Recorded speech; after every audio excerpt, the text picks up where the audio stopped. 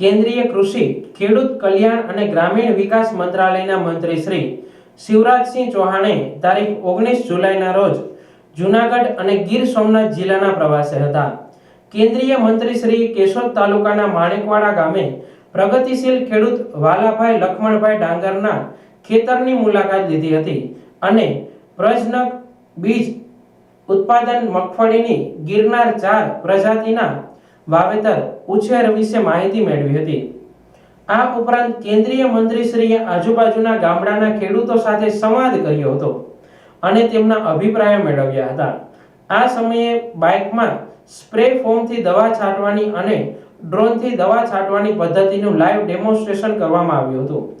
આ તકે કેન્દ્રીય મંત્રીશ્રીને ડ્રોન દીદી શ્રી શ્રેયાબેન મનીષભાઈ આચાર્ય મળ્યા હતા અને સંવાદ કર્યો હતો.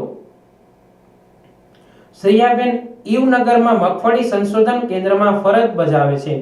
કેન્દ્રીય મંત્રીશ્રીની મુલાકાત દરમિયાન કેશોદ તાલુકા પંચાયત પ્રમુખ શ્રી, નાયબ કલેક્ટર શ્રી, મામલતદાર શ્રી, તાલુકા વિકાસ અધિકારી શ્રી, માણેકવાડા ગ્રામ પંચાયત સરપંચ શ્રી, જૂનાગઢ કૃષિ ડોક્ટર ચોવટિયા, ડોક્ટર પાનસુરિયા, ખેડૂતો અને બહોળી સંખ્યામાં ગ્રામજનો હાજર રહ્યા હતા.